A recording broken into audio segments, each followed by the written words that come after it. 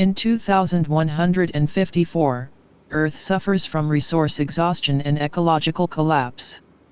The Resources Development Administration, RDA, mines the valuable mineral unobtainium on Pandora, a lush habitable moon orbiting a gas giant in the Alpha Centauri star system.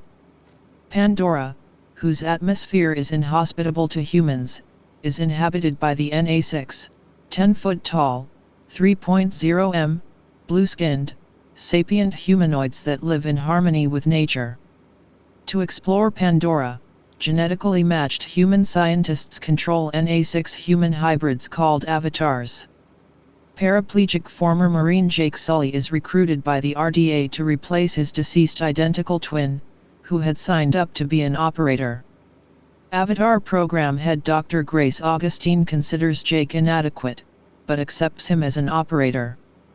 While escorting the avatars of Grace and Dr. Norm Spellman, Jake's avatar is attacked by Pandoran wildlife and flees into the forest, where he is rescued by the Na6 princess Neytiri.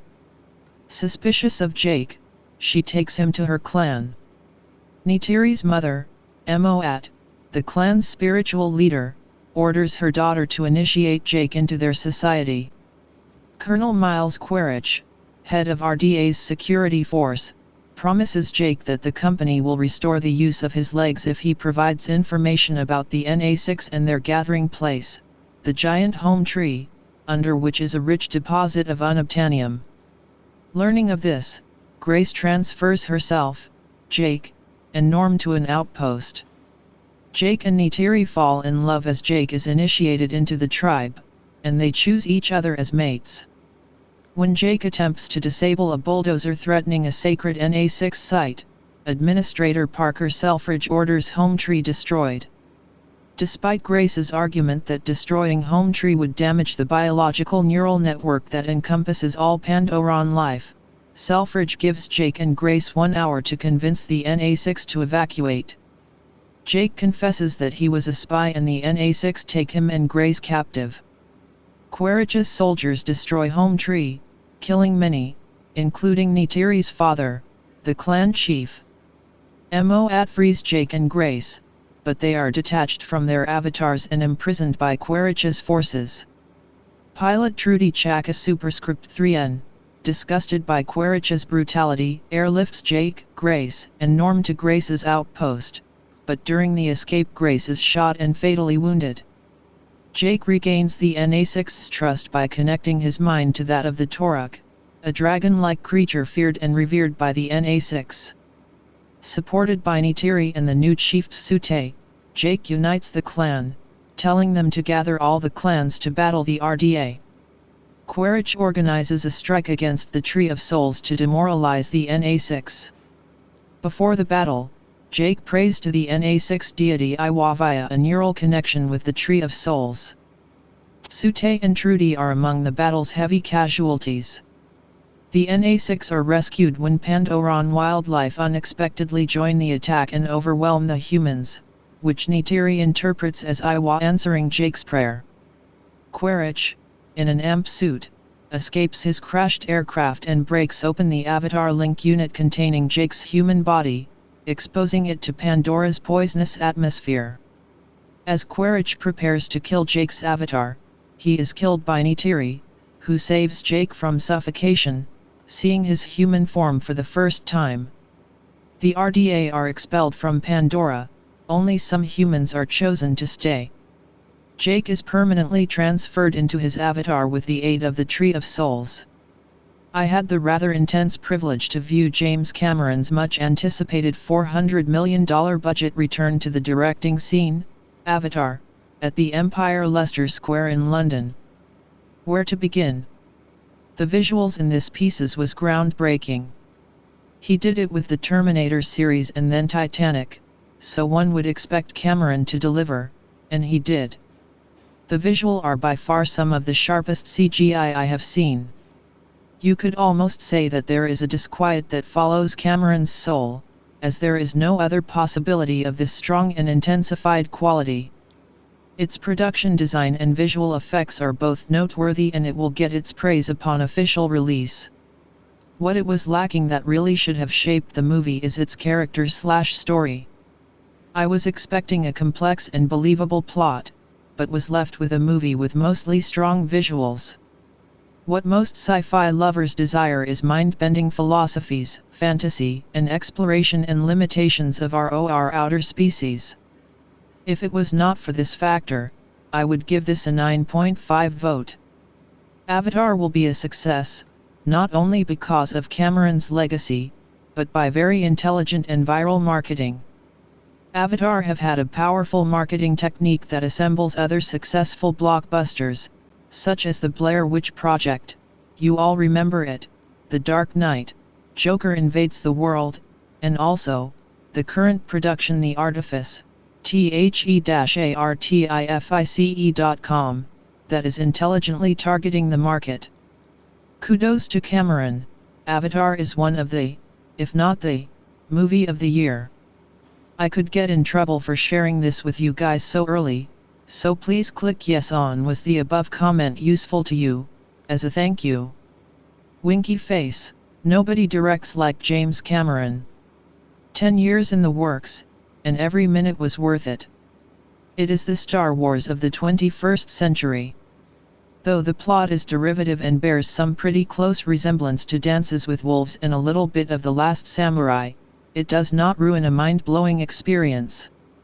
Avatar has a great future ahead of it and, possibly another Oscar for the mighty James Cameron. Jake Sully is an ex-Marine, bound to a wheelchair. He seeks to make a fresh start on the moon Pandora where his brother worked. The moon has a military-run mining colony. The business has brought humans into contact with the local natives, tall blue dudes, called Na6. The Na6 inhabit a part of the moon under which lies a large deposit of valuable minerals, and the humans are trying to get them to relocate. Colonel Quarrick, who runs the operation, asks Sully to go undercover as a Na6, to learn the secrets, to give the humans an advantage. If successful, Sully will get his legs back. The magic of future science and 3D effects give Sully a handsome genetically engineered avatar body, and he embarks on his mission. Once on the inside, however, his loyalties to the humans start to turn when his heart gets lost to the Na6 Princess Neytiri. Is he willing to fight on the blue side now? The landscape of Pandora is the most creative and inventive of the decade. There are creatures that you might find in your wildest dreams or your worst nightmares. There is flora and fauna that shine with the bioluminescence of 1,000 deep-sea critters, and also trees which dwarf the Empire State Building. I guess the only noticeable problem with Avatar is a lack of original story. What you see on the screen will blow you away, but all the tough critics may come down a bit on the fact that despite being the latest in film technology, Cameron uses a very old archetypal formula, perhaps just a bit too schematic. There are a few badly scripted segments of dialogue, but nothing that makes you want to blow raspberries at the screen. What is most important is the fact that Cameron's story gets the viewer involved and offers a handful of memorable and likable characters to root for, and some to root against. This is the postmodern era, and originality is rare, but if there is any technical progress to be made in the world of movies and entertainment, there is one name that dwarfs all: James Cameron, and after 10 years hiding from the Hollywood mainstream, he is back. One of the best cinematic experiences ever. Forgive me, I'm going to jump from professional to fanboy for a while here. I haven't had the jitters after a film the way I've had for Avatar in quite some time. James Cameron's Avatar is the most entertaining and enthralling cinematic experiences of my life. It is incredible, simply put. What Cameron has done here is the most passionate film project put out since Steven Spielberg released Schindler's List.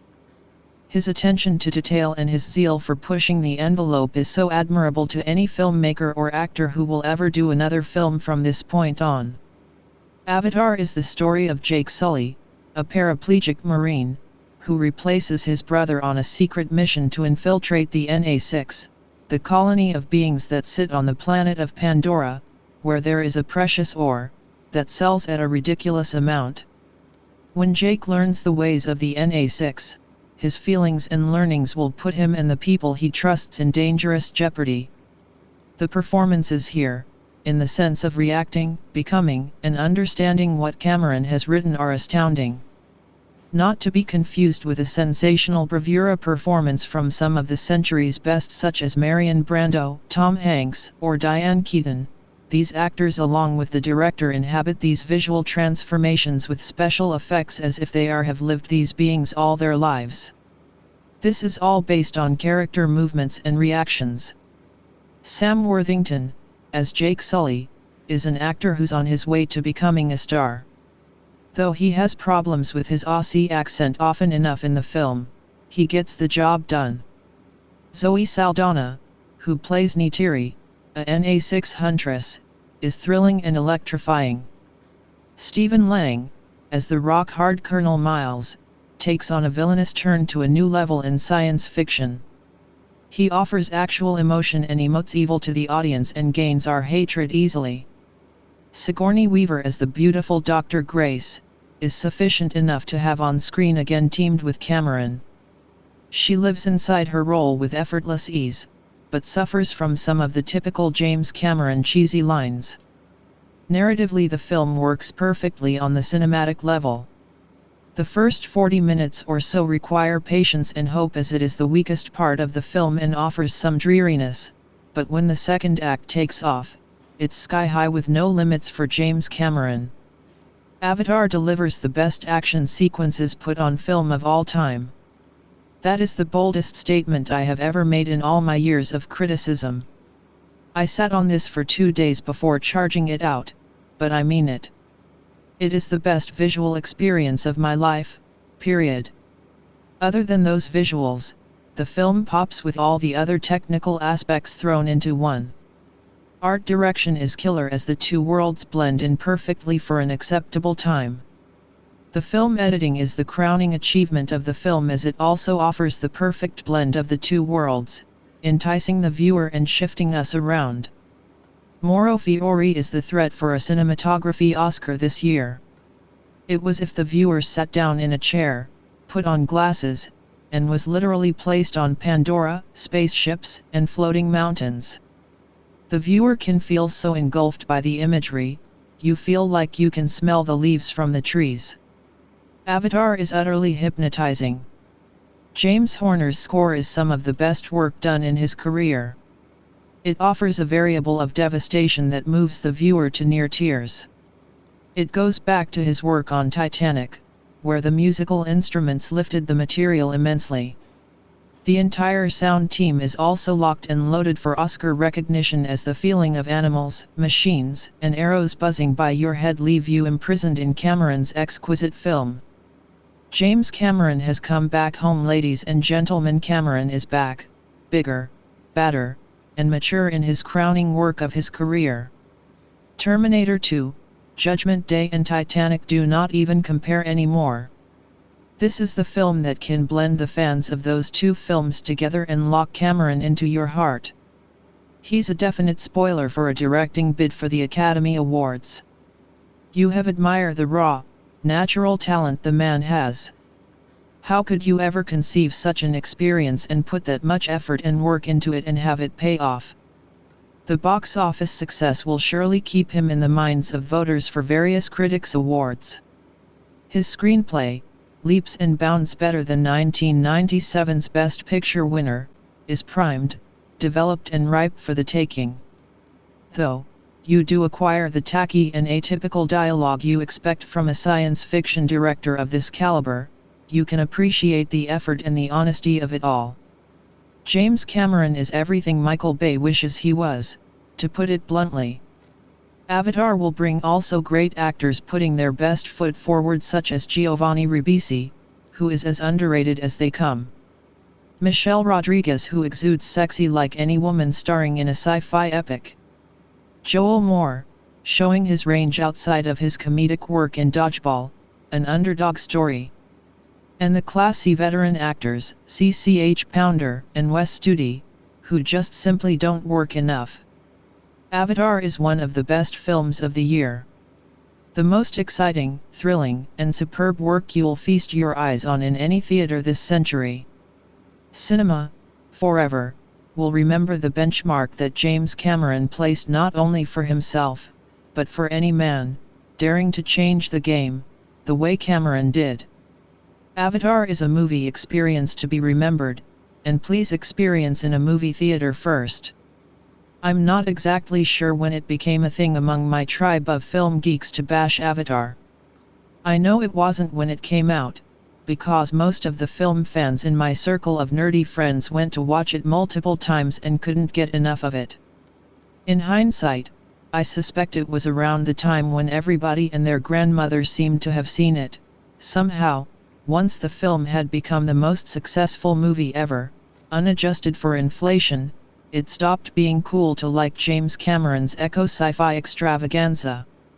Nowadays the film is often brought up in snarky movie blogs as a typical example for a film with great effects but a dull story, unoriginal ideas, and bland characters, as if this were somehow the general consensus among film aficionados. Ferngully in Space or Dances with Wolves with Blue Cat People are some of the kinder descriptions the film has to endure, which in all honesty I don't get. I mean, it's fine not to like the movie, all art is subjective and all that, but how so many self-professed film experts now pretend this critically acclaimed picture, which on Metacritic is rated even higher than The Dark Knight, was nothing but a bland, unoriginal, run-of-the-mill Hollywood blockbuster that only succeeded thanks to the, then, novelty of 3D is frankly beyond me. What I find even more astounding is how the very people who decry the lack of original, director-driven blockbusters in Hollywood are often the same who turn up their noses at Avatar, an original, director-driven blockbuster that came out when most other big-budget movies were either sequels or adaptations of already existing intellectual properties. The ideas in the film are not original, they claim. Come on guys, seriously? So you've seen a world like Pandora before? A bioluminescent visual wonder that merges the colorful marine life of coral reefs with the lush vegetation of tropical rainforests? A world where nature forms an actual neural network that stores memories and builds a collective consciousness? You've seen many films about a biodatabase that people can plug themselves into via ancient trees and communicate with their ancestors? You've watched countless blockbusters that take place in an ecosystem where you can form instant symbiosis with other creatures depending on your needs? And by the way, how many eco-sci-fi films have you seen?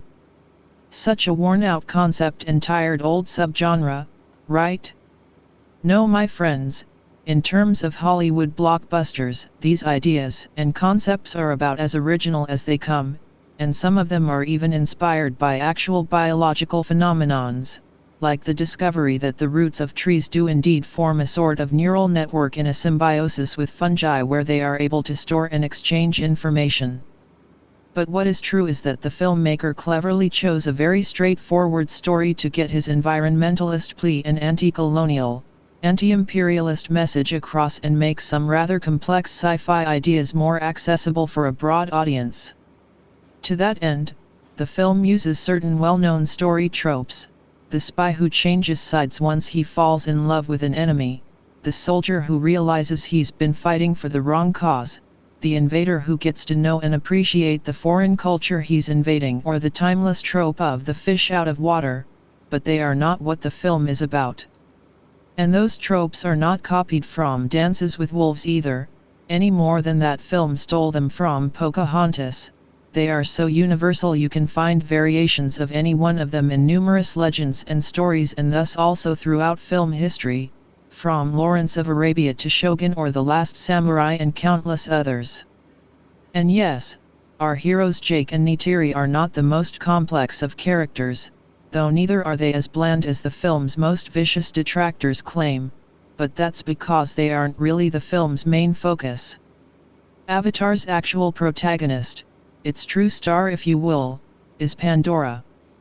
It's the world we get to experience through Jake's eyes that really matters here, and the film aims straight for your gut, not your sci-fi nerd brain, which I suspect is the actual reason why so many former Cameron fans, now, claim to be disappointed with the film.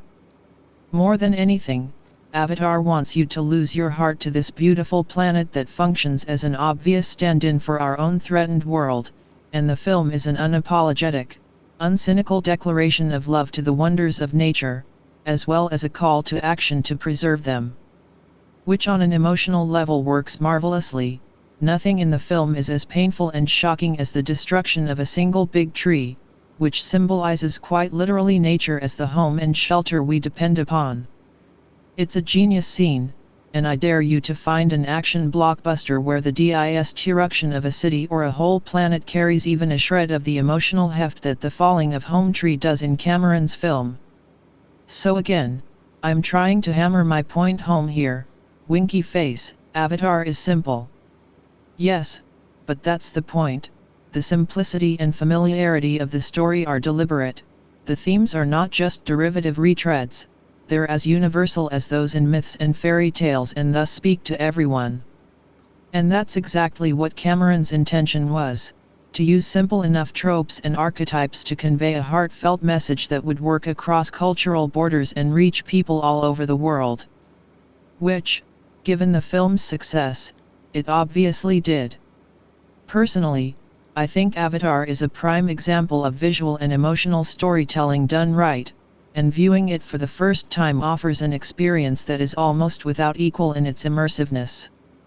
And while this may only have been my own individual experience, Avatar was also the first movie in a long time that completely wowed me in the sense that I felt like a little kid again in the theater, which had very little to do with the novelty of 3D. It was also the last time a film managed to do that. And even in terms of pure entertainment, the film is simply spectacular. It's a rousing adventure with gorgeous visuals and top-notch CGI, filled with fascinating creatures and jaw-dropping future tech, and the final 40 minutes of the film provide an all-out, non-stop sci-fi action thrill ride on a scale the world had rarely, if ever, seen before.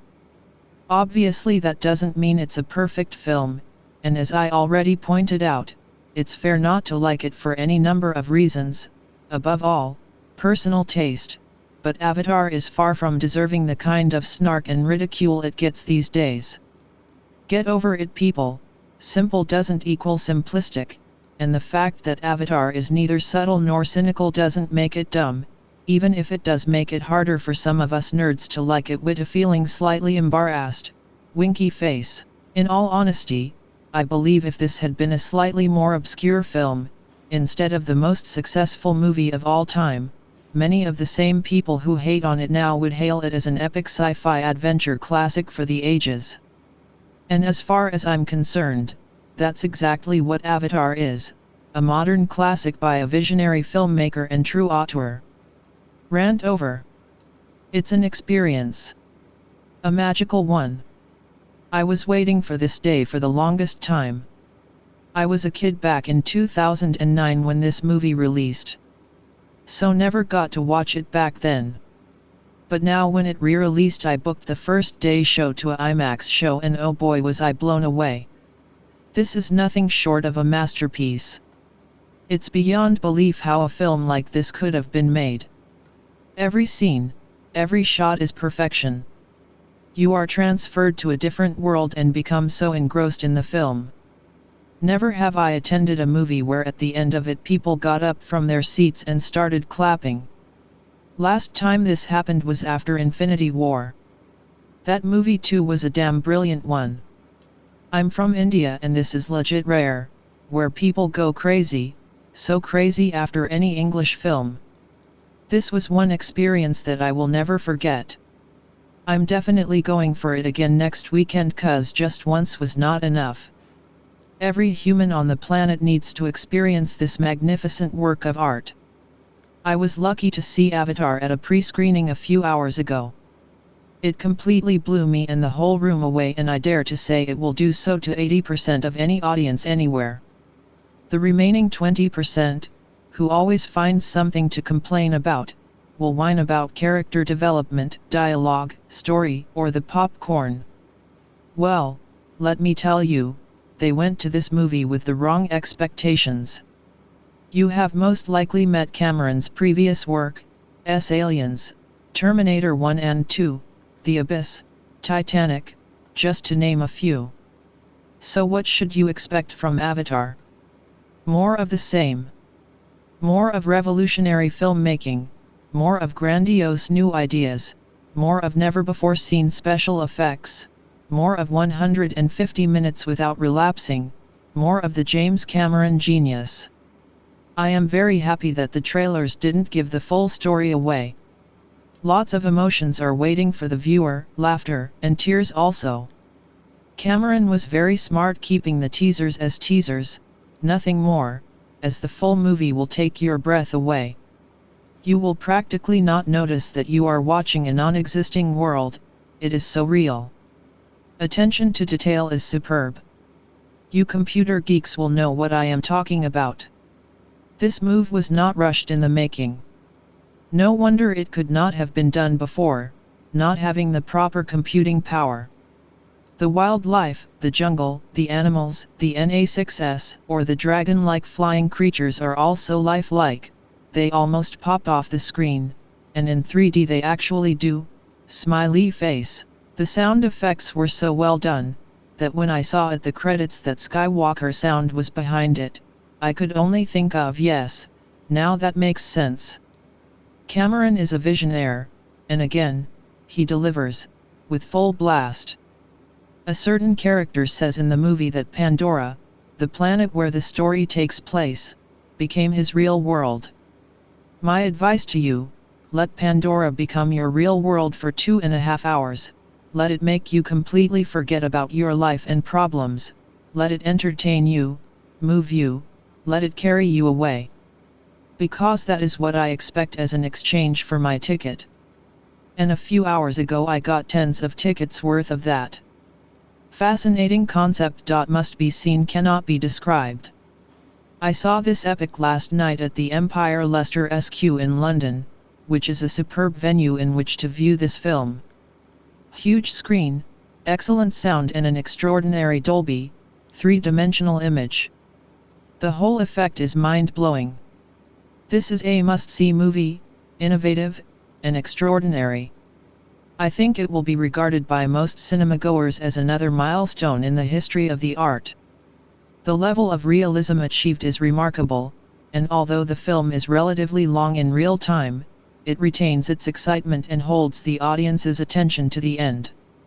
Performances are good, but this is not the sort of film that dwells on big star value for the actors, although Sigourney Weaver does shine and delivers a very convincing performance, as do the rest of the cast. But as there is so much entertainment and action value on screen, the human element does not dominate in the usual way. As writer/director, James Cameron deserves high praise for this creation, and in my opinion it will break box office records. I thoroughly enjoyed this film.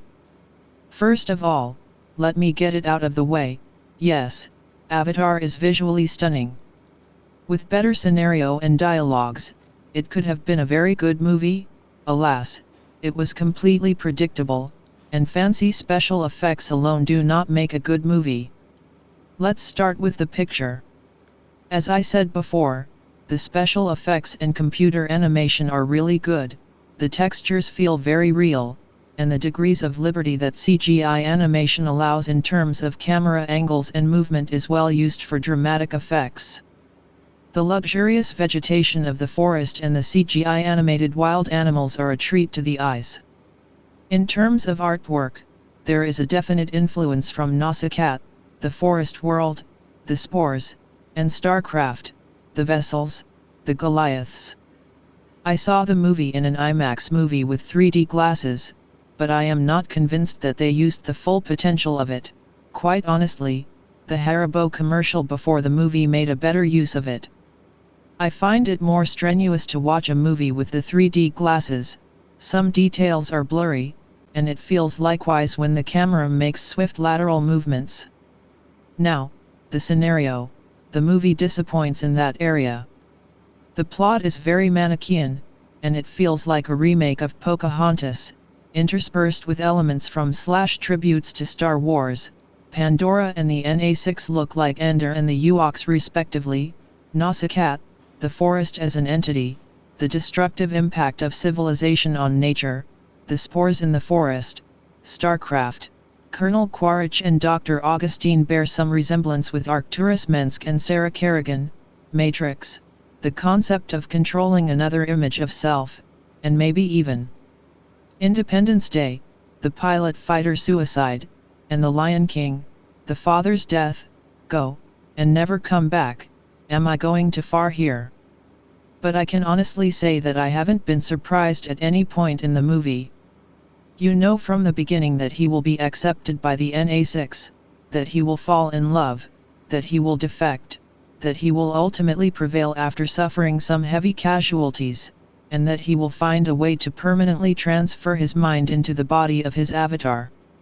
It would have been interesting if the movie had dealt in more depth with the issues related to transferring one's mind into another body, for instance, maybe a Law 12 Monkeys Army, where the hero is clearly deeply affected by experiences that the mind is not used to deal with, time travel in that case, but it is not that different from what we have here. Likewise, the love interest of our hero seems very indifferent to the fact that he really is a human remotely controlling a human, Na6 bastard. I was expecting someone, him, her, or even one of the other humans in the scientific group, to show at least some kind of surprise/doubt when these feelings emerge. I was expecting more complexity in the social interactions of the characters, and their personality. I also take issues with some big stereotypes. Corporations and the white men are greedy, indigenous people are pure, brave, and connected to the earth, but dumb. Thankfully there is a human to teach them how to fight those who come from the sky. To some extent, the movie feels like a remake of the colonization of the Americas. Just replace the navies by Native Americans, the aircrafts by ships, and modern weapons by muskets, and you have it. Except of course the colonization of the Americas did not have such a happy ending for the native tribes. On the whole, the movie is beautiful, but it feels like the main goal was to showcase fancy special effects. The movie would have benefited from more detailed characters, and a less linear and predictable plot. My rating is 6/10. A fantastic journey. You know the feeling when you start watching a movie, realizing it's almost 3 hours, and saying to yourself, well, this is probably gonna be mostly boring. Well, the creators of this movie didn't let that happen, rest assures. From the beginning up until the ending, every scene is perfected, with amazing acting, stunning directing, great visual effects, and astounding sound effects. The story building is just great, characters are well developed, and the concept is brilliant. The only thing that's missing to me is a fitting soundtrack which could have given some scenes a great boost. I avoided watching this movie for a long time, because it just seemed a little ridiculous to me. Come on, there are blue people, but I'm so glad I finally decides to give it a chance, and boy did it serve. Let me preface this by saying I am a huge James Cameron fan. I think Terminator is a masterpiece of sci-fi and the single best edited film of all time. Aliens is easily the best sequel not from the original director, and I personally like it a lot more than the original. Abyss created an interesting world and was racked with tension. Terminator 2 is an action tour de force and has what I believe the best sound editing/design of all time. True Lies is goofy fun, more poignant than most give it credit for with a boffo ending. And finally, Titanic was far better than anyone expected it to be and has one of the most believable romances in a movie. So then there was the 12-year wait for Avatar. No reviews, word of mouth, ticket price, or natural disaster would keep me from the midnight IMAX 3D screening. I went with moderate expectations, which the film matched exactly. While this kept me from being disappointed, it wasn't a good thing. Movie fans were on edge because if Avatar flops, it'll mean the death of creativity in a remake Happy Hollywood. That's a valid concern, but the problem is nothing in Avatar is creative whatsoever. It is literally Dances with Wolves in space, right down to having a wind in his hair character as a foil to the new guy. As the movie progressed, it caused the worst of all bad reactions for me as a viewer. I started thinking about other things. Then I kept thinking, well, the end battle is supposed to be awesome. Spoiler warning. If for some reason you can't guess how this movie ends, end battle comes and the movie switches from being Dances with Wolves to Disney's Atlantis, but that's unfair since both of those movies contained far better musical scores, gunship windows that were impervious to arrows a few scenes ago, to show NA6 desperation, suddenly become brittle and break easily, to show NA6 heroism. The battle isn't nearly as long as you'd expect, and nowhere near as epic/engaging as the finale of Return of the King. Finally, there's a Robosuit vs Na'vi fight, and it is admittedly pretty good. Unlike 95% of directors these days, Cameron knows enough to pull the camera back and let us see the fight. However, it's an odd choice to spend millions on 10-foot-tall creatures and then rarely even have them in the same frame as humans. And of course there's the obligatory scene where characters are dying in slow motion as Middle Eastern vocal music plays. See Gladiator or Munich. Wouldn't have been so bad if I hadn't said to my friend on the way there, how much you wanna bet there's a part where characters die in slow motion over Middle Eastern music. As with most movies these days, Avatar is far too long, glossing over important details. Why is Earth dying? What does unobtainium do? Etc. And instead spending time on flight scenes, mystic ceremonies, spirit trees, and nature bonding. Ultimately, I just did not care. Since the dawn of cinema, Hollywood recycles old ideas every few decades and slaps on a bigger budget / new stars / better effects so you won't notice. I can see redoing Ben-Hur with color and sound, but why do we need Dances with Wolves with 20 times the budget and blue Native Americans? No amount of impressive visuals, robosuits, gunship battles, perfect character CGI or Sigourney Weaver can change the fact that I've seen this movie 100 times before. I could even accept the weak story if there were any characters to give a rat's ass about. This film is also dreadfully humorless, a stark contrast to Titanic where humor was one of its many surprises. Regarding 3D, I've seen many films in it now and honestly you don't even notice after the few minutes. It doesn't make the money any better or worse, just more expensive. Citizen Kane, The Robe, Sound of Music, Jaws, Star Wars, Batman, Toy Story, The Matrix, these movies changed movies. We can say that looking back now. Avatar saying it would ahead of time is pure hubris, unsinkable Titanic like poppycock. But if expensive motion capture being used to cover up a weak, generic story is the future of cinema, then count me out, I'll stick with my PS3. 12 years later, Titanic creator James Cameron yet again delivers a great science fiction extravaganza with the usual tropes and cliché copyrights of a good guy who must overcome a battle with his own morals to do what's right, but somehow making it all work beautifully. The characters, the musical score for every scene, the beauty and uniqueness of the flora and fauna of Pandora, living forests, thundering waterfalls, nimble beasts, flying dragon birds, and the way cultures of the Na'vis is portrayed will truly keep you captivated and leave you beyond impressed. In its initial release, Avatar garnered mass positive reviews and went on to break multiple box office records in various markets. Worldwide, it became the highest-grossing movie of all time and bagged multiple awards in its genre including the Oscars. The story follows a paraplegic Marine who replaces his deceased twin brother to the distant moon Pandora on a unique mission but soon finds himself struggling between following orders and protecting a world he feels is his home. His aim? To persuade the mystic, nature-loving Na'vis to clear way for humans to mine their home and obtain a valuable mineral unobtainium. However, things take a turn when he falls in love with the Na6 princess, Neytiri, and is eventually drawn into a battle with his own race for the survival of her world. As the planet's environment is poisonous, human/Na6 hybrids, called avatars, must link to human minds to allow for free movement on Pandora, which is one if not the main focus of the film. With science fiction, the film also displays a series of unexplained phenomena that could not otherwise be explained by logic but relates to a more spiritual and imaginary level, keeping in sync with the entire mystical setting of the storyline. The action sequences look phenomenal, and you can definitely feel the scale of the two races fighting each other through Cameron's direction. While the majority agree that Avatar uses its sci-fi plot as a metaphor to give voice to our fears of the future and setting a great example of showing how we will fail in our efforts to eventually create a world full of destruction, some argue that it supports racist theme of a white hero yet again saving the primitive natives.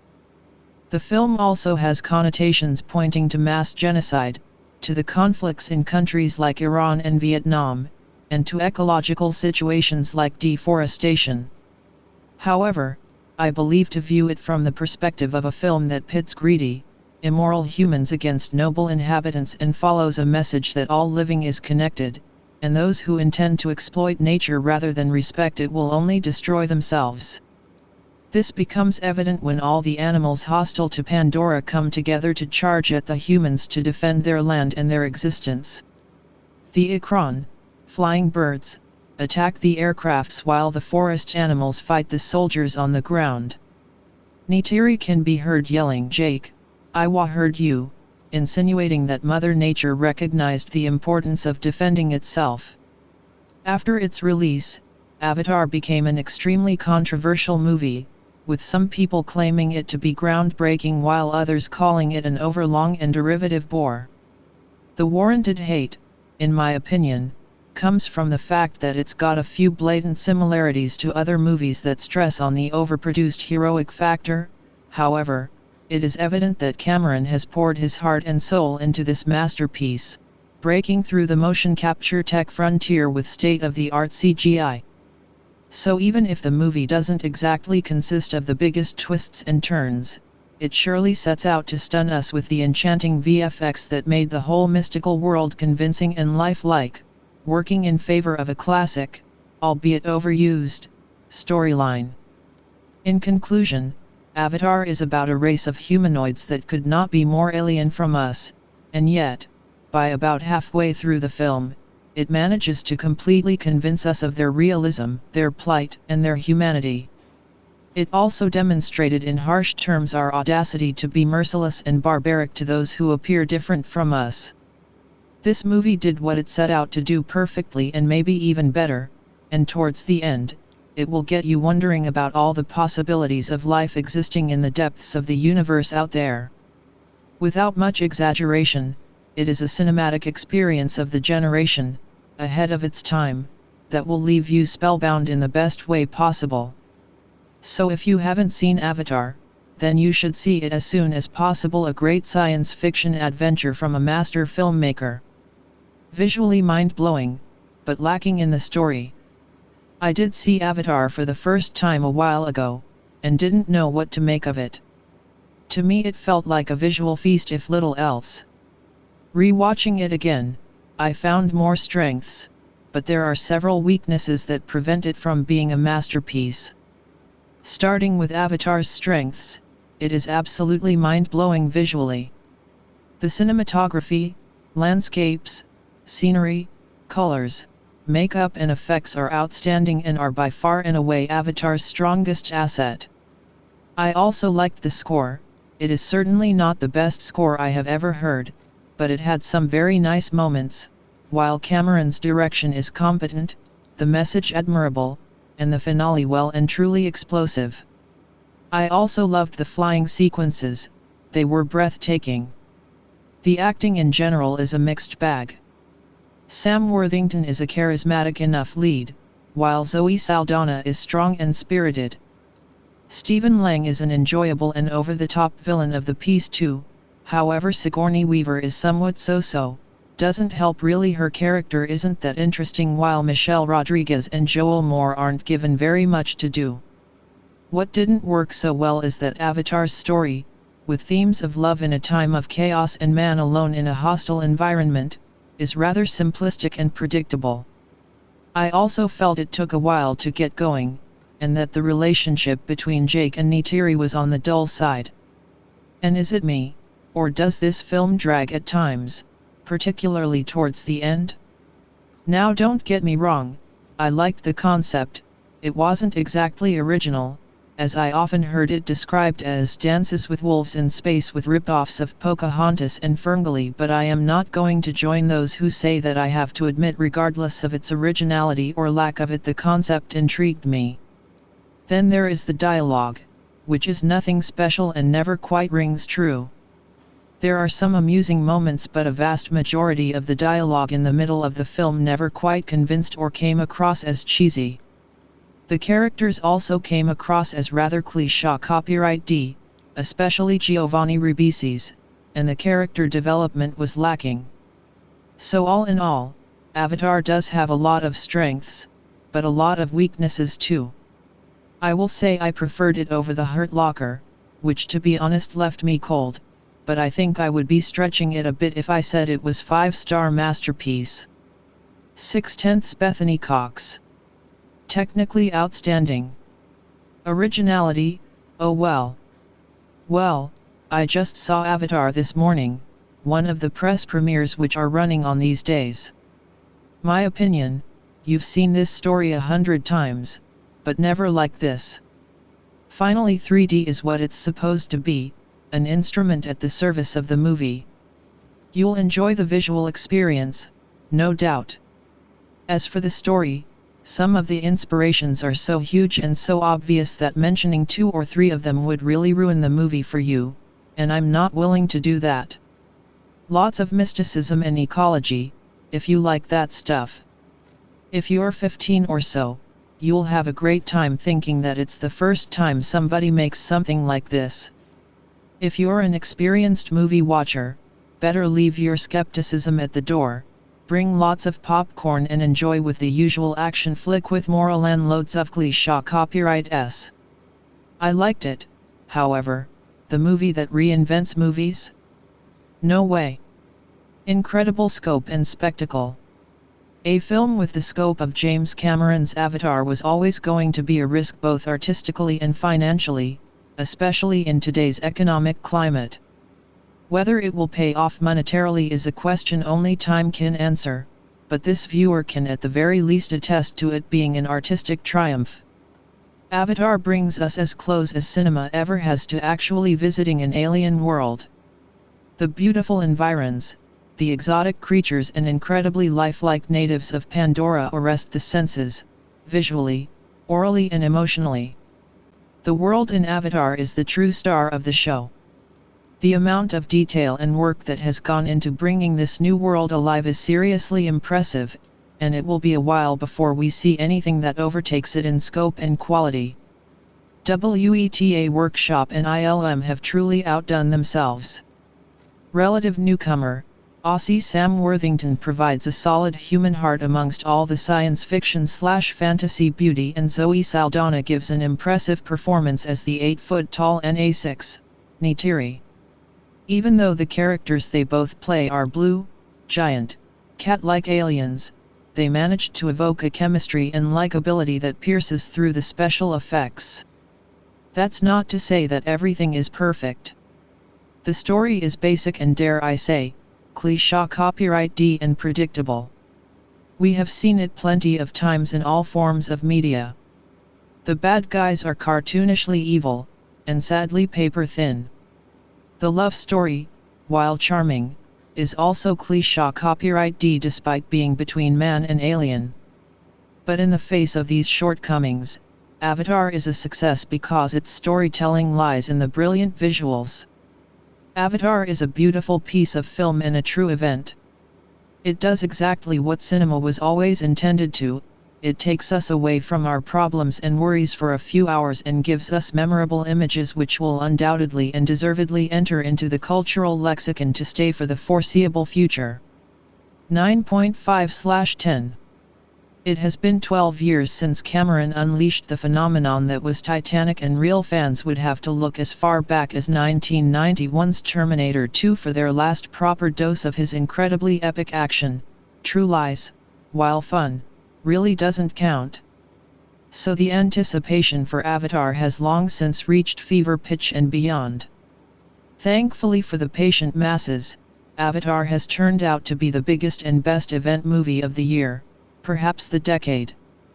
The story is pure Cameron simplicity. A paraplegic ex-marine is given a chance to walk again through the use of a unique alien body, called an avatar. It is his job to gain the trust of the natives so that a greedy corporation can steal the precious metal from their lush moon. Jake's, Sam Worthington, crippled main character is the perfect point of contact for the audience. Not only is he new to the visual delights of Pandora, but his disability means that every moment in his avatar body is one of glorious freedom from the confinement of his chair.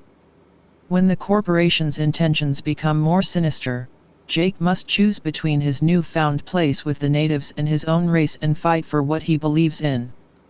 Avatar combines parts of Pocahontas and Braveheart with a liberal dose of Space Marines into an epic whole that takes nearly 3 full hours to unfold. We could criticize that length, the weak story and the hammy dialogue.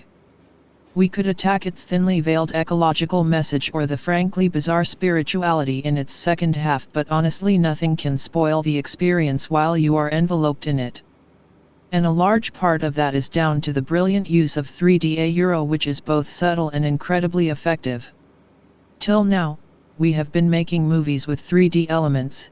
Avatar is the first truly 3D film and might well prove to be one of the most significant things to happen to blockbuster filmmaking since Star Wars.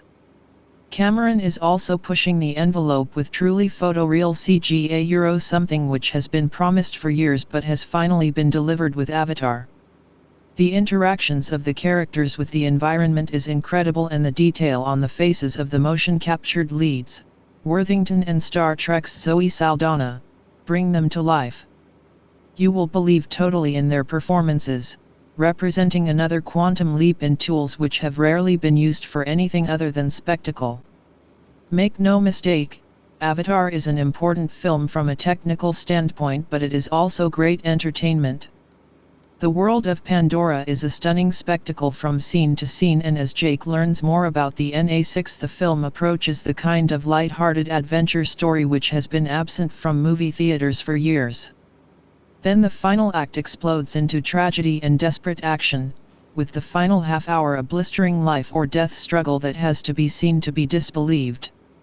Over the coming days you will be hearing a lot about Avatar, and some of the critical reaction is bound to focus on its weaknesses in a bid to appear appropriately reserved and objective. But this is not a film to be dissected or examined, rather one to be experienced with a warm crowd, a great sound system, in 3D as you bask in the knowledge that the movie-making master is back. A new world. Hats off to James Cameron for thinking and creating a vision like this. It takes a lot of hard work and research to build a whole new world. And there is a reason why this movie is still the #1 movie in the world. I've never seen this kind of visuals in any other film. And this movie was made in 2009. That was an amazing achievement by the VFX creators and the director itself.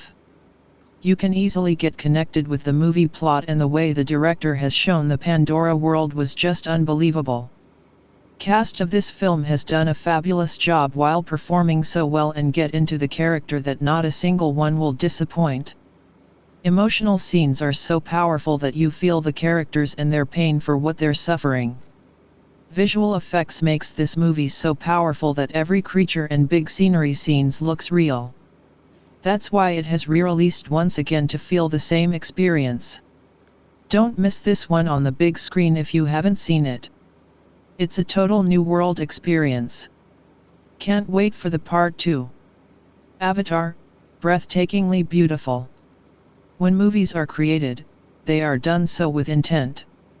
Different genres of film target specific audiences, a formula which has sustained Hollywood and its industries since the beginning of the blockbuster movies. When a movie is created in a manner that sets in motion any given goal, said film's success is pendant on whether or not that goal is reached. If a comedy creates laughter, or if a romance produces tears, then they are successes in their own right. So when a massively ambitious, seemingly impossible to create film aiming to usher in a new era manages to grab hold of its audience and take them on an unprecedented cinematic roller coaster ride that delivers the goods every turn of the way, it can be considered successful. Avatar is that success. A work in progress that spanned a decade and a half, Avatar is more than just a film, it's an experience, an event. When James Cameron set out to make this movie back in the mid-90s, he realized that his ambitions were simply too far ahead of their time. His ideas could not be reached in a feasible manner, and due to this, he had to wait. Or create. Once informed that the image he held for this film was one that was out of grasp, he began working on the technology that would bring his masterpiece within reach. 15 years and nearly $500 million later, James Cameron has brought that vision to the screen, and has done so in an extravagant and show-stopping way. Avatar tells the tale of a war between species, each fighting for the ultimate survival of their race. Desperate to find the fuel for their dying planet, human soldiers and scientists set out from Earth and set course for Pandora. A planet connected by all living things, Pandora is home to an indigenous species known as the Na6, as well as the precious element unobtainium needed to save Earth. Using transference technology, paralyzed Marine Jake Sully is volunteered for the Avatar program, which enables the thoughts and mind of a human to be placed within the shell of a tube-born Na6 body. Using this as technique to their advantage, Jake is sent into the harsh jungles of Pandora in order to bond with the natives, thus gaining knowledge and insight on their ways. Having originally planned to use this knowledge as a means of negotiating the natives' relocation, so that the humans can access the deposit of unobtainium, which just happens to sit below their most worshipped and valued pseudo-deity of their planet. While the plot on paper may read as a standard shoot-'em-up action sci-fi flick, it is a near inconceivable task to truly explain how incorrect this appearance truly is. This takes a stroke from every movie, and a dab from every genre, and manages to create a portrait of beauty, in which all pre-existing notion of what cinema can and cannot do is destroyed. Within the lengthy 160-some-odd minutes of film, moviegoers will find that there is always something to keep them enthralled, a merciful gift when considering how tedious many of the longer film of recent memory can become. No matter what can be said about the overtly cheesy script, a criticism that, while holding true, manages to fit charmingly into the over-the-top nature of the film, Avatar does as it set out to do, bringing moviegoers a cinematic experience rather than a film. Relying on the technology that he created, Cameron pours his heart into this movie, and it shows in every scene. Ranging from the absurdly detailed creatures to all too realistic planet, this flick manages to tell a fulfilling story while all the while throwing jaw-dropping scenery at the audience, giving them only enough time to recover before bombarding them with yet another breathtaking shot. Be it the fantastical and charming love story told between the native and the outsider, or the too real to be true action scenes between gunships and foreign ferals, Avatar is what Star Wars was to the 70s, the Wizard of Oz of the 40s, a masterpiece that will go down in movie history as a game-changer of its time. Looks great, I just wish I cared what happened in it. Avatar is not the next Star Wars or Lord of the Rings. It might be the next Matrix, though. Or, perhaps more accurate, the next Matrix Revolutions. It's technically groundbreaking craftsmanship put to work on a story that was played out after Return of the King. There are a lot of bad guys, a lot of good guys, and sooner or later they're all gonna meet on the battlefield. The little details are not so shockingly unimportant, since nothing could stop, change or even, really, comment on the unstoppable trajectory of this film's story. It's the future. An evil corporation is parked on distant planet Pandora, mining the planet of all its precious minerals. The native population, big blue humanoids called the Na6, aren't too happy about this. The corporation has hired scientists to create avatars of Na6 bodies to be controlled by human brains, in order to communicate to the NA6 that they better move, lest be bulldozed by the evil Colonel Kotrick, Stephen Lang. Jake Sully, Sam Worthington, is flown into Pandora because his twin brother, who had an avatar made specifically for him, is dead. The coincidence is an obvious plot device so that we can have a newcomer to Pandora to share in our amazement. Oh, and he's paralyzed, so running around in his new alien body is rather freeing for him. I don't feel as if I need to continue with the plot description. You know what'll happen. You've seen Dances with Wolves and The Last Samurai. Heck, even Dead Man. The NA6 represent nature, the All-American Corporation represents destructive technology. Quatrich has a southern accent and says things like, "We have to fight terror with terror." The NA6 are clones of Native Americans, filtered through the imagination of a white liberal. It's all very obvious. The question, of course, is whether or not it's entertaining. Well, sometimes. It certainly looks good. Some sequences, especially those with the winged beasts, are eye-popping. Lang makes a fun villain. Pandora is more derivative than original. It reminded me most of Skull Island in Peter Jackson's King Kong. All the monsters have a plastic Y look to them that make them feel too well done. The 3D is distracting at times and I had a headache before the movie was over. But there are scenes and individual shots that pop with ethereal beauty. It's worth seeing for that reason, but I don't think it'll be as fun after multiple viewings. The great thing about Star Wars was the characters: Han Solo, Luke Skywalker, Princess Leia, R2-D2, Darth Vader, Obi-Wan Kenobi, Yoda and so on.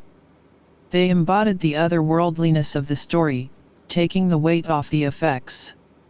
In 32 years, I don't think anyone will remember Jake Sully. 6/10. Visually amazing, but otherwise average at best. Yeah, this movie took several steps forward in terms of cinematography and filming technology, but that is all that can really be said to be what makes this film worth seeing. Everything else that makes a film great is totally lackluster. There is no deep character development. Why does Jake Sully really want to become a part of the Navy? What was life on Earth like? What really makes him want to break away from his roots there? Is it just the ability to walk? I mean, are there no more Native Americans or Buddhists left on Earth, which is clearly who the Na'vi were based off of, to give him that spiritual satisfaction? How does he feel about filling his brother's shoes? Twin relationship? The conflict between scientists and the military is not developed. Every supporting character was a stock character. Michelle Rodriguez somehow manages to have a place in Hollywood after literally playing the same type of character in every film she is in: Fast and the Furious, SWAT, Blue Crush. Yeah, just put her in a futuristic helicopter and that's her in this one. Was Sigourney Weaver supposed to be a mother figure? How did the bad guy from The Last of the Mohicans feel about faking a Native American language? The plot was totally predictable, and the dialogue was crap.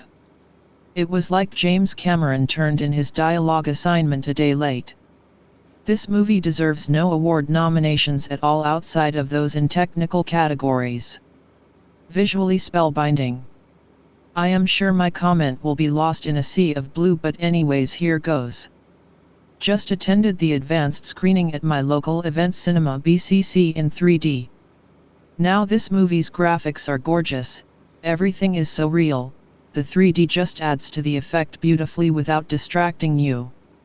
From a technical standpoint, this movie is amazing. Just the detail on the Navi's faces are amazing. They feel more real than their real-life counterparts. Without giving anything away about the story, the plot itself is very solid, very character-driven and perfectly executed by Jim. Safe to say this is his best original story since The Terminator and Terminator 2, and is definitely one of his best movies, so good it ties with T2, which is my most favorite movie of all time.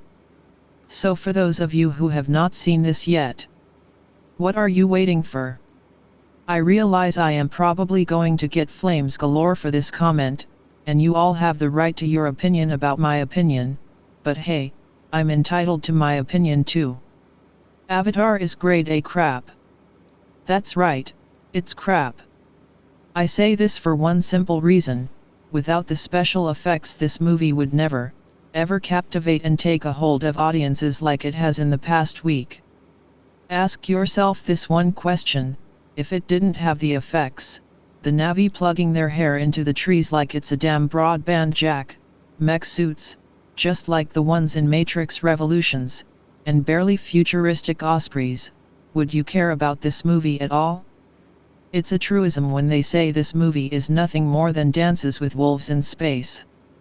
Some people may argue back that Star Wars borrowed from Hidden Fortress, but at least it had enough compelling plot points to make it look different, such as, I don't know, the Force? The Death Star? Outer space? A location that has nothing at all to do with Earth? This important set of points clearly differentiates Star Wars and Hidden Fortress. But the difference between Avatar and Dances with Wolves is CGI. This CGI may be pretty, but it cannot ever substitute for story and plot development. Speaking of, the characters save but a few are either very bland or stereotypes. The worst part is the story, and the movie gives us no reason to care about the characters. You know what? I'll go one step further and say that the only difference between Avatar and a Star Wars prequel is this: Avatar has an environmental story that we can relate to. That's it. True, the action scenes in Avatar are well done, but hell, the action scenes in the Star Wars prequels were also arguably well done. Still, there's that nagging lack of story development. Avatar is a huge letdown and doesn't belong on the best of list of anybody with common sense. Technically impressive and important, but beyond that there is not a huge amount to talk about. Although I was not too bothered about seeing Avatar as a film, I felt it was a bit foolish to let this milestone of cinema go past me, particularly when the thing it is hyped for are the effects and being the first big film to utilize 3D technology to this degree. It just seemed that watching it on my TV in about 9 months on DVD with a basic stereo system would be missing the point. Unsurprisingly, I was right, because Avatar is technically a brilliant film that deserves to sweep the Oscars in terms of awards for visual effects and other such categories. If we ignore the 3D for a minute, the actual effects look great, and I imagine that it will still be impressive in 2D.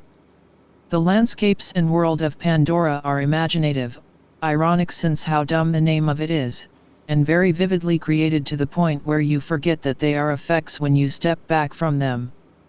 Likewise, it is so easy to forget that the NA6 are not actors in quite brilliant outfits and makeup, because they look so real and move so naturally. It is a million miles from the films such as Spider-Man or Indy 4, where you can see where the real person ends and the jumping/swinging special effect begin. There were points in the film where I found myself wondering how on earth they managed to get a particular shot and where the camera was, only for my brain to kick in a second later to remind me that what I'm seeing is entirely virtual. Okay, the fantastical visual aspects are clearly creations, but I was startled by how accepting of it all was, and in 2D I thought that the effects were pretty seamless. In 3D it doesn't quite hit the same mark for me. The look-its in 3D shots are not as obvious as some of the other films, where stuff comes out of the screen for no reason, but it is still a little distracting when the 3D forces your focus or has stuff where it doesn't aid the scene. Of course, the world of Pandora looks great with things moving around in front of you, and the final battle sequences are great. The money is all there to be seen. Thing is, the reason I was able to think about how did they do that shot while watching the film is because the technical aspects of the film is really all there is to engage with. The plot is basic and obvious. Others have talked at length about the rights and wrongs of a story where the white man comes to the aid of the indigenous people, so I'll not add to that debate. The problem for me is simpler than that. it is simply that the plot is weak and the script is just as weak. My girlfriend laughed out loud when the name of the mineral on Pandora was named as unobtainium, and there were plenty of things like this. The dialogue between the characters is full of needless plot exposition and thus doesn't ring true. Of course all this is helped by the action and the effects, but the narrative and writing weaknesses are all I can think of when I have to listen to people tell me how Avatar is the best film ever. The cast managed to do solid jobs considering how easy it is for them to get lost in the effects. See the modern Star Wars films to see this happen. Worthington is stuck with some awful dialogue, but he is a good presence even in his Avatar. Saldaña's performance is good, again despite some of her expressions and dialogue. Weaver is so-so, Moore is pointless. Ribisi is miscast in a character that is so cliché copyright D that it needed a decent casting to make it be more than it was. I liked Lang a lot and his ODT badass character worked well. Rodriguez seems like she is there because someone important likes her, and her character doesn't add a terrible lot. Voice work from Studi, Pounder, and others is good. Overall, Avatar deserves to be seen for its technical importance and how impressive it is, but the degree of praise for it needs to be put in context by considering how it plays as more than just a special effects milestone. In these terms, it is not as good due to a poor plot and script that hurts the actors more than the effects do by handing them some awful dialogue. That it works is testament to how impressive the effects are, but there is not a terrible lot to gush about beyond these. Masterpiece for eye and soul. This movie actually blew my mind. I have to admit that it's quite easy to impress me, but when I left the cinema I was just amazed by the feelings this film left. First of all to say is that the visual effects and the whole setting of this movie is absolutely unique yet and will be for a few years still, I think. The surrounding on Pandora doesn't let you breathe for several minutes in which you just cannot close your mouth. But this is not what makes this movie unique and so awesome. The story is really a great part of it, and gives the film its spirit.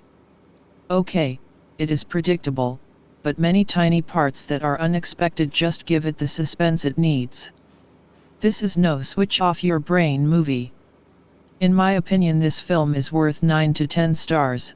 I'm giving 10 for the goose flesh it still gives me every time I see the trailer or hear the soundtrack. This evening I'm gonna watch it again. Smiley face. P.S. Sorry for my bad English, I'm from Germany. Escapism at its best. Just go. The people who made this movie, most of which are just average working people making a normal salary, deserve it for what they have created. This movie accomplishes what most people go to movies for. To escape from reality for a little while. Not only is this what I consider a milestone in the evolution of state-of-the-art movie making, it's a good story with a simple message. A bit annoyed at some of the criticisms. I don't see anything political in the metaphorical message this movie presents. If Republicans hate the idea that getting close to nature is good and war is bad, then too bad, so sad for them. There is only one directly political reference to Bush. That is when the military offensive is referred to as a shock and awe campaign. If people are going to get their panties in a bunch over that, then again, sucks to be them. Also don't understand the criticisms about the similarity to Dances with Wolves. Dances with Wolves was not a unique idea. Modern society has been screwing over Aboriginals for centuries. What is so bad in pointing that out once in a while in a way that most people can relate to? By seeing it through the eyes of someone from this modern world. I loved every minute of this movie. There were a couple teeny little things in the dialogue I would have done differently, but no matter how you slice it, this is a masterpiece. I watched it twice within 24 hours. Never before have I felt the need to express my views about a movie online except when I saw Lord of the Rings for the first time. Let's get it straight, the only thing ordinary about Avatar is its screenplay. It's not bad, just ordinary. Story is cliché copyright D, but very relevant. Everything else about the movie is just out of the world, literally. This is not a movie like Pulp Fiction or Fight Club. It doesn't require intelligence to understand the plot. But seriously, who cares? The visuals are so stunning and wonderful that you are sucked into Pandora. You feel like you are living on Pandora and watching the actors over their shoulders.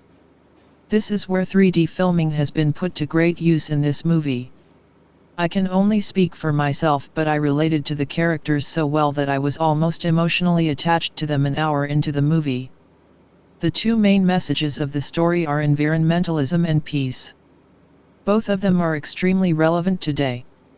But then again, the purpose of this movie is not just to carry those messages across.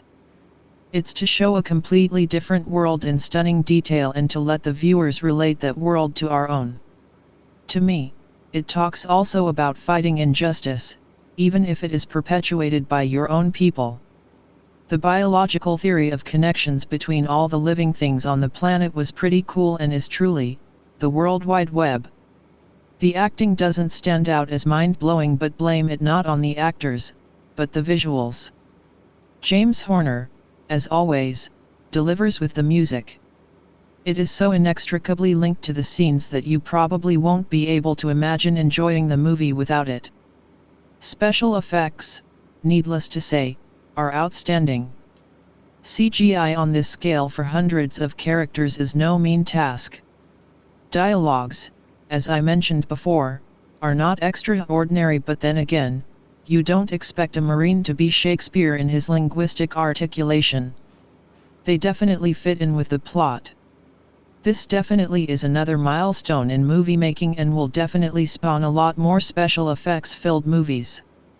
All in all, the movie rises above others of its class for the way in which this rather simple-minded story is told. I still can't stop playing through the scenes in my mind. Go watch it and let go of your worries and live in Pandora for 166 minutes, and trust me, it's a wonderful life. There is so much to say about James Cameron's Avatar. I'm not sure where to begin with James Cameron's Avatar.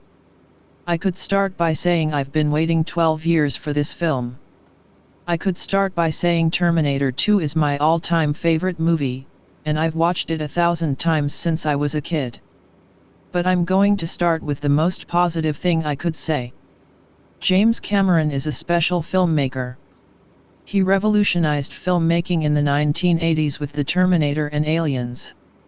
He did it again in the 1990s with Terminator 2 and Titanic.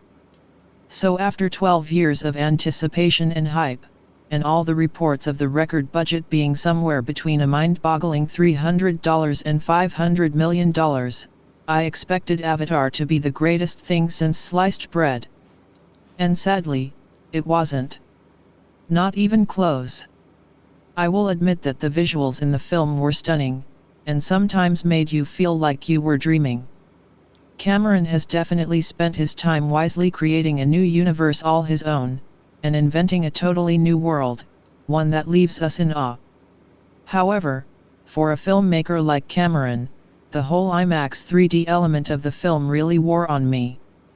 After a while, I couldn't wait to take off those uncomfortable glasses which helps us see the stunning visuals, as Cameron wants us to, which are quite nauseating, particularly for a movie that is almost 3 hours in length. I've never seen a film in 3D or IMAX before, so I wasn't sure what to expect. But now that I've seen it, it begs the question, why? Hey Jimmy, you're James frickin' Cameron. You don't need 3D to make good movies, man. I feel like 3D is like cheating on a test that you've studied for your entire life. Why is Cameron trying to overcompensate for no reason? He can make superb films without any of this IMAX 3D CGI stuff. As for the plot, well, there is none. Avatar essentially features no plot, or story, other than the typical love angle, which can only be classified as being beyond cheesy. If there is a story, you've seen and heard it many times before. A man sent in to infiltrate a band of aliens grows close to their ways and in the end turns against his own kind when the two sides battle each other out. You've seen it in Dances with Wolves, you've seen it in The Last Samurai? Hell, I could even go all the way back to 1956 and cite John Ford's The Searchers as a movie which features characters who are pulled into another society or world only to become one of them. Now, before you go and crucify me and say, well, every movie can be traced back to something else, which is true, you need to understand that James Cameron is a trendsetter. He is the one that makes the most refreshing movies, he is the one that everyone else copies. He doesn't need to copy anyone else. He used to create films with creative plots and likable characters, but there's nobody to like in Avatar. After all, it's not easy to relate to a CGI-made 10-foot-tall blue alien. I really expected more out of this film. The graphics were amazing, sometimes. Other times, it was just migraine-inducing. I wanted something to happen. And nothing really happened. Cameron could have made one of the all-time great films if he had just put some more thought into it, and created a good story, with fleshed-out characters, and a climax that doesn't come off as being a thoughtless, cookie-cutter finale. Armed with a budget of this enormity, and over a decade between narrative films, you'd think the king of the world would have come up with a better movie. But I do think people will love most of the visuals. I certainly did. But after nearly 3 hours, it suddenly dawns on you, is there anything else to this movie? Because while staring at the Mona Lisa is a very thought-provoking thing to do, eventually, you move on. And that's what this film felt like. A beautiful painting come to life, but one that eventually gets tired and predictable. Sadly, and despite what most of people will say, because they loved the visuals and have never seen anything like it, James Cameron's Avatar was extremely disappointing, and I'm not sure if I'll ever forget this kind of disappointment for a long, long time. I still love Terminator 2, and I still love James Cameron. But I feel like I've been waiting through a 12-year war for my loved one to return, only to see them come back a completely different person, one whom I simply don't know and can't trust anymore. Take this for what it is, an honest review from one viewer. Most will not be in favor of my thoughts, because it's not overly positive. But it is what it is. Avatar is not exactly a movie. It is something else. A $400 million cartoon perhaps. Or a $400 million live-action video game. It will probably be copied a million times over the course of the upcoming decade though. Maybe, hopefully, by the end of it, Cameron will return to making movies with real people again. Maybe then, everyone will copy him once more, and all movies will go back to being about real people again. I think that's something that we all want deep down inside, but, for some reason, we just won't admit it. It's too good to be true. Avatar was probably the greatest movie I have ever seen in my life. The special effects were jaw-dropping, and I didn't even see the movie in 3D. But I will go see it for the third time this week, in IMAX 3D. The emotions displayed on the characters' faces were incredibly detailed, especially Neytiri. It all looked so real. If I didn't know better, I would have said that they just went to a distant planet and filmed aliens. It looked so real. This was probably the first movie that I actually was disappointed that it ended. I really wanted it to never end. The flying scenes were incredible, and the scenes when the humans interact with the NA6 were flawless. 7 for chutzpah. You put your glasses on and you're in. A feast for the eyes, at least for the first hour. The brain, however, remains asleep. How strange that such an ambitious enterprise could ignore its most important aspect, the story. A rehash of other things with dialogues from a high school play. Also, very self-referential. The bitch. From Aliens truly omnipresent. I was surprised Sam Worthington didn't say I think I've seen an iceberg, or maybe he did say it while I conceded myself a little nap, after the second hour, so here we are, facing a film future in 3D. I will, still, long for characters in movies, people I can, not just relate, but be inspired by, thought-provoking and all the rest that goes with it. So, Cameron did it again, and if money is at the center of the world, he remains king of the world. Welcome to Pandora. It's been 12 years since we last saw James Cameron's visionary directing on the big screen. He previously graced our cinemas with the likes of The Terminator, Aliens, and the rather popular Titanic. The latter went on to gross more than $1.8 billion worldwide and bag 11 Oscars. Now he's back with another epic, Avatar. It's been 12 years in the making, now it is being realized in glorious 3D. The story is set hundreds of years from today on the distant moon of Pandora. The planet's a lush, vivid place full of beautiful and deadly creatures. The population that inhabit this planet are the Na6, they are big, very fast and athletic with a knack for not taking the humans lightly. The film centers on Jake Sully, Sam Worthington, a paraplegic Marine who is offered a second chance at being a soldier. He is asked to fill in his recently deceased brother's boots and head to Pandora. The first thing you will notice about this film is that it looks incredible. Every single blade of grass has been fully detailed.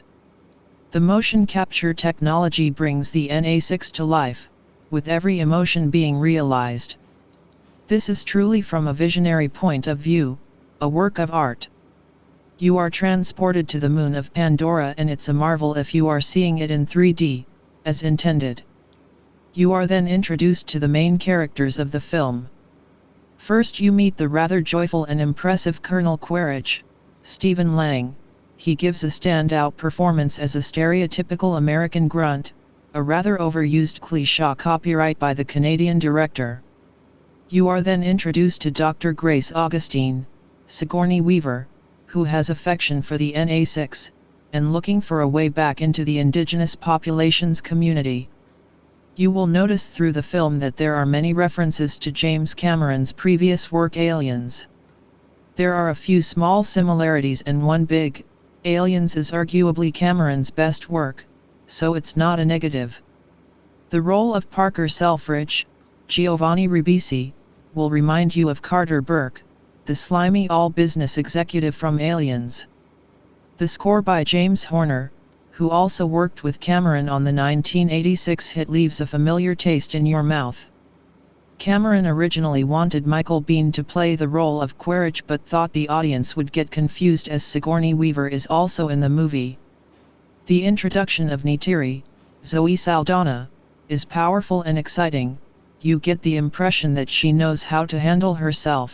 This is a trait of all Jim Cameron's heroines. She introduces us to the Na6 culture, and in the process, we start to care for and understand the advanced race. The film flows well, it can drag at times, especially in the middle act of the film. This could have been improved with an extra RDA encounter, to further mount the tension between the Na6 and the impatient humans. The action in the film is amazing, real hard-hitting stuff. But it is in no way mindless. Every scene of action has been carefully crafted, by the trusty hands and eyes of James Cameron, who has a knack for getting the audience's pulse racing. The final battle lasts around 40 minutes long and it is defiantly a sight to be seen. Final thoughts: on a technical level the film is a triumph with moments of wonder, the action is top-notch to boot. The script and story can let it down at points, but that is no reason not to see the movie. Avatar is like a beautiful painting. What you see is what you get, and what you get is nothing short of epic. A moment of brilliance, the final battle scene is as good as they come. The last time you had goosebumps like this, was when a well-known farm boy destroyed a Death Star. Masterpiece or Pocahontas in space. It's movies like this that are a reminder that story should always be the #1 priority when making a movie. The amount of cliché copyright at multiple phases in the movie is unbelievable. It would be too easy to point out obvious and rather blatant rip-offs that occur throughout. going into a misunderstood tribal group, sacred trees, being in tune with nature. After all, I was almost shocked I didn't see the writers of the Disney version of Pocahontas credited as assistant writers. After saying this, I have to give credit where credit is due. James Cameron's vision for filmmaking is unmatched by anyone. The visuals are outstanding, entertaining, and saved me from regretting laying down the extra $2 to see this film in 3D. It's not worth it to see the regular version. It is obvious that Cameron has unparalleled dedication and drive to make a film that people will want to see. This same dedication and drive made him want to handle writing this one himself. Few possess the power to demand the type of budget that Cameron can, and it's obvious this film could not have been made without a substantial budget. If you would have combined this new groundbreaking and visually stunning technology with an equally moving and unique script, then that's the movie I want to see. Am I disappointed I invested 162 minutes and $10.50 into this movie? No. The visuals themselves are worth the price. But at points you will be nauseated, you will roll your eyes, and will ask the question, why does Hollywood not think we can handle a good story anymore? As I'm writing this, the time is well past 3 a.m., and I don't feel tired at all. I'm on a high that comes from a compelling work of art, the kind of art that leaves a good taste in your mouth. The kind of art where you wake up in the morning and your breakfast tastes better. Yes, I'm on a high, and I may just be an addict, as I would love nothing more than to walk into another screening this very moment. About 12 years ago, about the time that Titanic hit theaters, legendary director James Cameron wrote down a science fiction story that he had, more or less, carried in his head since youth. What Cameron realized right off the bat was that his story, a classical amalgam of influences from My Lie and Wounded Knee to self-actualization and the reborn nature of spirituality, could only achieve cinematic greatness in the manner of its execution, not in the uniqueness of its elements, much the same as Star Wars. What Cameron saw in his head was the important thing, and I'm happy to say that the special effects technology is finally able to catch up to his vision, and probably surpass it. James Cameron's Avatar is nothing short of the most splendid buffet of visuals that my eyes ever did feast upon in a science fiction film. Is the film perfect? Certainly not. There are a few instances of relatively stale dialogue, but never in a distracting way. I'm looking at you, Hayden Christensen. Most of the dialogue isn't very quotable in a Star Wars way either, but then again, Star Wars never had the same level of elegant visual storytelling that Avatar does. Many reviewers have cited one-dimensional characters. For this I must cry foul. Consistency does not equate to single dimensionality. It is true that most of the characters remain consistent in their moral drive for the duration of the film, and most follow well-proved archetypal character journeys, but I fail to see why minimal moral ambiguity is a problem here if it wasn't for Star Wars, The Lion King, Lawrence of Arabia, or It's a Wonderful Life. Regardless, the movie is about Sully, and I happen to think that Sully's character was developed in a rich way. It didn't feel samey to the culture crossover main characters in Last of the Mohicans, Last Samurai, or Dances with Wolves. As for the Dances with Wolves plot mold of indigenous folks versus Western greed, the most common flaw mentioned at RottenTomatoes.com, what with the film's MacGuffin, unobtainium, natural resources driving the narrative, the story more closely resembles Dune than anything else. And it's executed in such a way that it more fully realizes the story mold than nearly any previous effort. Fantastical exaggeration of the symbiotic interdependency between the Na'vi and their environment, which they share in a literal, biological way, beyond just food, creates a new benchmark of dramatic urgency in science fiction storytelling. Much of modern sci-fi boringly necessitates pessimism in its narrative to achieve respectable status, but Cameron beautifully strays from the pack on this outing. Hopeful, spiritual optimism through rich, epic cultural exploration mirrors that found in classics like The Lion King or Lawrence of Arabia. Horner's score emphasizes this as well. The 3D is stunning, never gimmicky, and simply must be seen in IMAX. Perhaps when I see Avatar again, I won't like it as well as I do now. Perhaps I must first be sobered from my initial excitement of seeing something crazy and new before I can make an objective analysis worth reading. For the moment, I don't care. All I really need to say is, everyone, see this movie. James Cameron, I see you. Avatar, once-in-a-lifetime filmmaking. James Cameron is one of the best directors of all time. He is what you may call an auteur. If you aren't aware of this, then you probably are not a movie person. James Cameron wrote and directed Terminator, Aliens, Terminator 2, and Titanic. That last one I'm not a fan of, but he won Best Director, Picture, and it became the highest grossing film of all time. $1.2 billion. Avatar is his latest film. It is a movie that has been in the works since 1994. After a decade of being in the works, you would expect it to be a good movie. But the real question is it any good? It is the most expensive film ever made. The budget was $500 million, so you'll be wondering if all that money was put to good use, and if you should spend $11 to see the film in 3D. Should you or should you not? The answer is that you should. Avatar is a monumental success. It is a film unlike anything you have ever seen. It uses special effects to a level that you have never seen, and that's not a bad thing. The story to Avatar revolves around Jake Sully, a paraplegic ex-marine who is sent unwillingly to a hostile planet known as Pandora. While on this planet he finds himself caught in the middle of a war between the planet's indigenous people known as the NA6, and his own race. He must decide whether he should fight for what he knows is right or help his own people destroy Pandora as they destroyed Earth. I don't want to spoil anything in the story, so I'll refrain from saying anything else. To put it simple, the whole movie was the prime example of a colonialism work. The cast in Avatar is strong. Sam Worthington, Terminator, Salvation, stars as Jake Sully.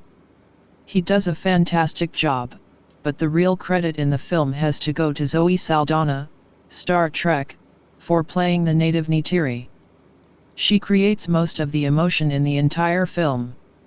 She performs fantastically, and I also have to mention that she is also really attractive as a blue woman. True fact. Some people have complained about Stephen Lang, Public Enemies, as the antagonist of the film.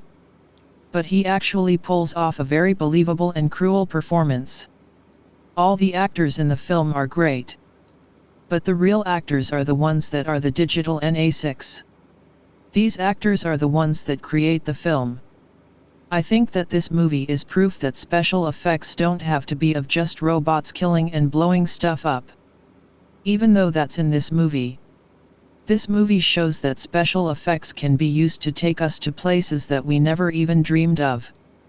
Other films have used special effects like this. Lord of the Rings, King Kong, Pirates of the Caribbean, District 9, but none of them have gone as far as this movie has. This movie takes you to a whole new level of filmmaking that you can't even imagine. You almost want to call this movie insane, because of how different and unique it is. You really have never seen anything like this, and that's a very good thing. What I really enjoyed about this film was how it is a breath of fresh air. You don't see that very often. The only other films to do that this year for me were District 9 and Fantastic Mr. Fox.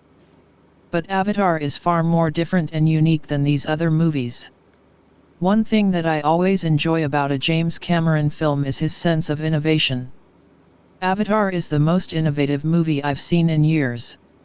It is so different from anything else that you have seen. It is a film that you literally cannot describe.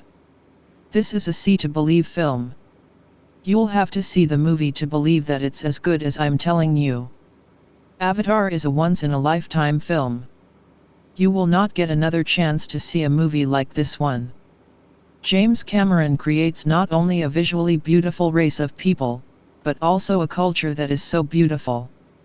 The NA6 in Avatar felt very Native American to me. Everything from how they dress to the musical score is very unique, and made me think of Native Americans. The film was almost like a reenactment of our history, with the Native Americans being driven out of their homeland. It's all very believable. It's all very sad as well, and it moves you. I sympathize with the NA6 as they fight for their lives and their home. I am not a fan of 3D. I think it is overused, and ultimately lessens the movie experience. Avatar, however, is not like that. The 3D in Avatar is extraordinary. Little bugs on the screen fly right past you, leaves fall from trees towards you, and the battles are astronomical. You really feel like you're there, and forget that this is a movie. The cinematography is actually enhanced by the 3D, which is a rare thing. The wide flying camera shots make you feel like you're flying with the film. It is fantastic. Avatar is a difficult movie to review because it is so innovative. It blows away almost all sci-fi epics out there, and is a must-see. See Avatar. It is well worth full price, and it is the best picture of the year. The only movie that comes to being as good as Avatar is District 9. Avatar, however, I will say is better because Avatar has heart. A truly fantastic movie. Avatar is one of the most beautiful movies ever made. It is James Cameron's masterpiece, and it should not be missed. It feels so good to be a fanboy again. I did my best to keep the expectations low, but it didn't quite work out. I mean, it's a movie directed by James Cameron, featuring sassy badass space marines, evil corporations, power armor, and Sigourney Weaver. That's the closest I'll ever get to a direct Aliens sequel, definitely one of my top 5 movies of all time and inspiration of countless wet military sci-fi dreams. On the other hand, although trying to stay spoiler-free, I kinda did expect something that would turn me off on a certain levels, hearing things about dances with wolves in space and a straight green message, delivered in black and white, without the necessary shades of grey in between. Don't get me wrong, I'm all for saving the planet and respecting the natives, but I like my messages delivered in a subtle way that makes me care, instead of the sledgehammer in your face method. See The Day the Earth Stood Still remake. Bah, humbug. Third point, my first movie in 3D. Wasn't sure how it would work out for me with my glasses, and if it would enhance or distract from the experience. Really, I had no clue. So, here's a spoiler-free, very personal summary of what I think. Go see that movie. In a nutshell, it's flawed, but for me, a flawless experience. It's extremely CGI heavy, something I couldn't be more skeptic about, but it's CGI you buy into. The designs, the human characters, the animated characters, there's just chemistry. The illusion is there and makes you overlook the obvious. The plot is predictable, but it didn't give me time to predict, because it gripped me and didn't let me go. See, a movie can have the most blatant story, the question is how it is delivered by the people involved, from the actors to the director. That's the theory, and I was always skeptic of such gibberish. But boy, it was delivered, straight to my inner child, on a silver plate full of awesome. It immersed me. It worked. I was in awe. I was in tears. I was cheering. The whole premise, the parallels to our history, the message, the love story, it's all naive. And I'm so glad that it just shut the up that cynic in me in the most elegant way for 3 hours and made me naive and open for the beauty and wit and wonder in it. I didn't think I was still capable of that, but I watched that movie with the wide, blue eyes of a 14-year-old, enjoying a thrilling, heartbreaking mix of Aliens and E.T. Also, SH blows up really good. See, the Star Wars prequels were something that should have been just that. Instead, I was pulled out of it and shaking my head all over the place. I was pulled out by wooden, badly directed actors acting confused in front of too much blue screen.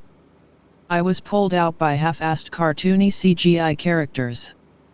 By video game sequences of unbelievable combat and plot holes as big as a small moon. And here's the movie where it's all so flawless, human, and elegant characters, effects, delivery that I gladly overlook its faults and enjoy it for what makes it awesome. Here's the spiritual successor of the movies I grew up with and loved, that just left me dreaming. Suddenly I remember how it was to watch 1977 Star Wars for the very first time. Grinning, crying, cheering, and clapping. This is it. But don't listen to me, I'm being a biased fanboy here. See? It managed to make me a biased fanboy. Nothing has done that in a decade. And it feels so good. King of the world. No. Master of the universe. Simple as that, smiley face. This movie is more than most of you think. It has the message. Cameron has certainly done his homework. Have you ever heard of Gaia theory, living spirit of the planet, so it is not some dead rock as some of you may think, or what about the theory of the Akashi field? You have it here. If your soul is evolved sufficiently, you'll feel this movie. What I find absolutely brilliant are not just the spellbinding effects or the depths of the story but the simplicity that is ingenious. The most simple thing done in the right way can have the deepest effect on you, and Cameron did that with this movie, and just the line "I see you in the movie" is a proof how brilliant and ingenious this movie is. A milestone of the movie making, and the message for the grabbing hands among us. Our so-called King of the World returns with a visually dazzling spectacle and so-so story. James Cameron has big ideas and big visions.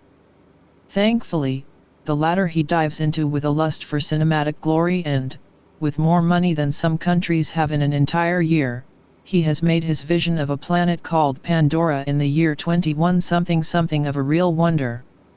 If only his big ideas weren't, for the most part, cribbed from other movies and stories and archetypes. I would be reminded of Joseph Campbell's Mythbuster formula that so many have taken to heart in adventure movies, but Cameron's formula would appear to come second to his attention to visual detail. This has its pros and cons, some more or some less depending on what viewer sees/hears in it all. It is ambitious, and quite expensive, and it all shows up on the screen. It has to be said, Avatar is absorbing to look at.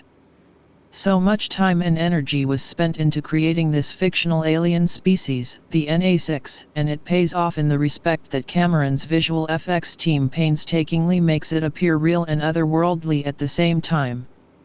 We might recognize the lush and green surroundings, or even some of the trippy creatures, and if it comes close to anything it's like Ferngully, the last rainforest squared and made semi-prehistoric.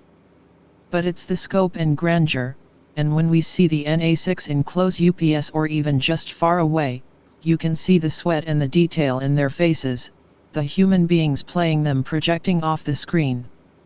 I forgot, if only for a few moments at a time, that they were animated and done in motion capture.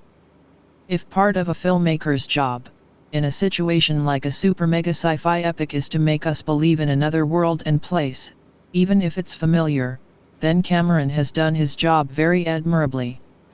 So if Pandora is great to look at, especially in the practically prerequisite 3D, which also has its own levels of detail and nuance and doesn't just jump at a viewer, and if the technology shown on screen of how a human being goes into an avatar, is fascinating, then why isn't it such a smash all around?